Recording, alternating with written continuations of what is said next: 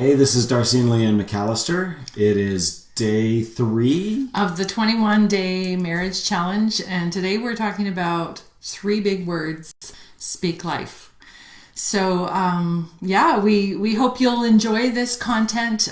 Yesterday, just to give you a little recap of day 2, yesterday we challenged you to be alert to that moment when you find yourself or your spouse or family members kind of escalating into fear. We said pause. Yeah. Press the pause button. Take a few deep breaths and be a non-anxious presence. It's not about not acknowledging those feelings. You want to acknowledge it, feel the feelings, but then bring those fears, bring those anxieties to Jesus through prayer and just, And the prayer part was a big part of the challenge. We wanted you to hold hands and pray together. And if you had kids, touch your kids, pray with them. So today, 3 big words speaking life. In our humanness, we're born with a couple of biases. One is an egocentric bias, where it's all about me. But I thought it was about me. And even when it's about you, it's about me. And this is a really hard one to bust out of into love and service. The second bias is a negative bias, where we tend to think of the negativity of our interactions first before anything else. And it takes mental discipline, spiritual centeredness on Christ to push into the positive truth of what's going on. So it's interesting because we're wired that way. Everybody is wired that way. So I'll give you an example of this at work in our marriage. Yes. Darcy was working in Toronto, and I was in British Columbia, and I remember being really stressed about a situation, and I called him. And I texted him, and when it gets like you're texting, and then you're getting kind of angry because something really significant was happening in my world, and in my mind, because he wasn't picking up, Darcy was ignoring my calls and texts. Yes, and therefore Darcy does not care for me, and therefore he does not prioritize me, and therefore Darcy is a jerk. And I started to mutter about him under my breath and maybe out loud to my best friend, possibly. But this was all about me. It was a self-bias, and then it was a negative bias. And it didn't take long at all for it to become really negative. I was oblivious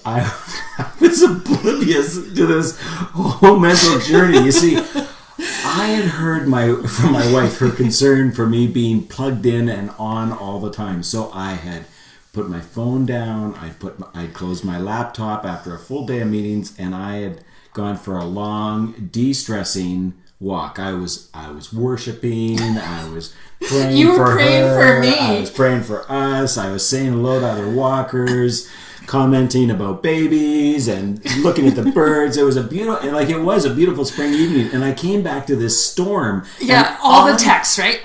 An onslaught of a hurricane built up on Leanne's egocentric and negative bias. Now, this is not just a Leanne issue. I do this too. In fact, we can all build negative stories in our minds. It's our human default mechanism. On top of the biases, during times of stress, when we act out our stress behavior, our spouse, our family, and our friends see our stress behavior, and because of the negative bias, this is highlighted and amplified to our loved ones and teammates, and they remember it first and can remind us often of our stress behaviors. Exactly. And it almost becomes like who we are, because people begin to say, you always, or you never, or you are this. And it's just this toxic combination of stress, egocentric bias, as well as negative bias. And it pushes us down into like these cycles, and destroys confidence, and it hurts our marriages and relationships, and it really stifles growth. So today, our challenge to you is to speak life to one another today. No, right away, and you'll understand this about me. I go, but what does that mean? What does that actually mean? Well, here's the thing: words are powerful. Solomon wrote in Proverbs 18, verse 21, "Words kill, words give life. They're either poison or fruit. You choose." And I love this picture of it, poison or fruit. So think of the last interaction you had with your spouse. How would you classify those words? Were they poison? Were they fruit? Were they pressing him or her down, or were they lifting them up? Yeah, I remember in the early years, one of your pushes at me that wasn't always positive. There was some truth in it, but was you never listened to me. Yeah. You're always trying to fix me. Because you were always trying to fix me. But the problem with that is that there was never any room for me to grow. You're right. Like I couldn't grow past it because I was stuck with this. Yeah. These words on top of me. So poison, or you always, you never, you're this, you're that. Now, examples of fruit would be like hope-filled statements. It's not always going to be this way. Yeah. Or encouragement. You can do this.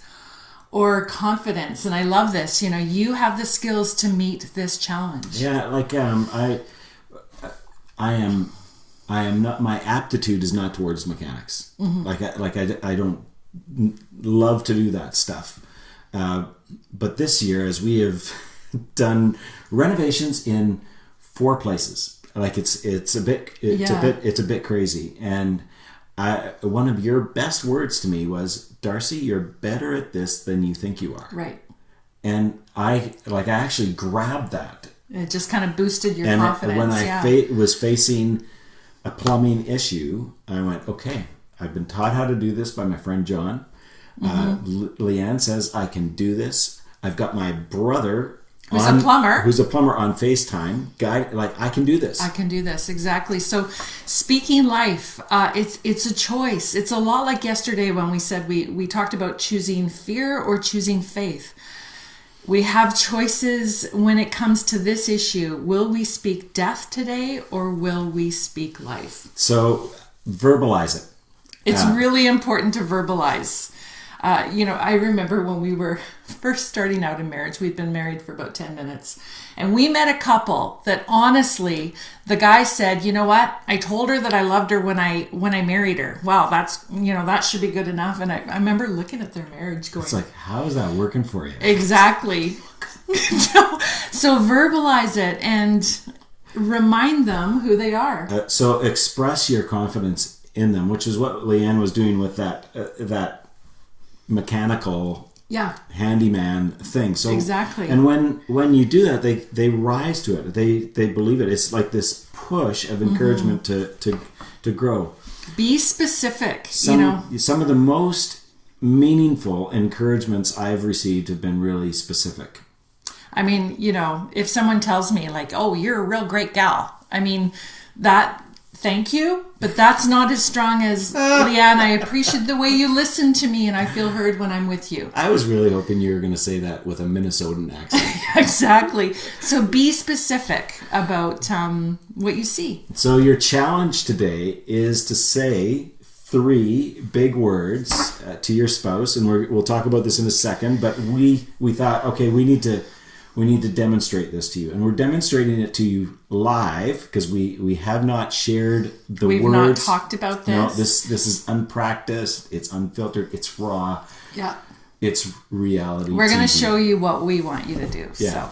So. Okay, so ladies first. Ladies first. Okay, so there's a lot I could say about you. But the word that came to mind this morning as I was reflecting is the word resourceful. You are unbelievable at finding a way where there's no way. Like the way, Darcy, you can bring your optimism and positivity and figure out a way we can move forward is such a gift to me. And I think in terms of this crisis and what we're going through, you create safety for me because you're always thinking about how it can work. And I rest on that, and I am so grateful. So thank you. Thank you. That means a lot to me. And I like doing that for you. Mm-hmm. The word that came to mind for you is the word tenacious. And I I hear you say, I don't know if we can do this, or I don't know if I can make it, and sometimes you'll cry in the middle of stuff, but it doesn't stop you. Like you keep going, and you go after hard things, and that's something I really admire in you, and it helps me. It helps me to keep going. Mm-hmm. It fuels my resourcefulness, because I know that if I can find a way that you'll do it with me, and you'll stick to it and lead us in that. And I love your tenacity. Thank you. We're having a moment. We want you to create your moments. This is the time. So your challenge today is to choose 3 words. Don't do this don't stop the video and then just rail it off. Don't do that. Take some time and then share with your spouse words that describe an attribute or a quality or a trait that you really appreciate about them. And find a moment. Like this is where you get by yourselves somewhere in your place, somehow, and maybe it's the bathroom with kids everywhere. Lock the door and sit on the so the kids can knock and say, "What are you guys doing? Yeah. What are you doing now?" But share them with each other. Yeah. And a big part of this is actually receiving it. There's no buts. Yeah. No buts allowed. It's amazing how we are not able to receive words of life that people want to give us. I'm going to encourage you to write it down. Like get a Post-it note or something that you can tape to your mirror somewhere where you'd see it every day for the next few weeks, because you're going to need to see these words of life. So have them. And if you have kids, do this with your kids. Yes. Speak these words of life, because their worlds, it's a bit shaky for them too. This is all new. Call it out of them. Call it out of them. Your roommates, your parents, whoever. That's your challenge today, and we hope that it's going to be a really special challenge for you.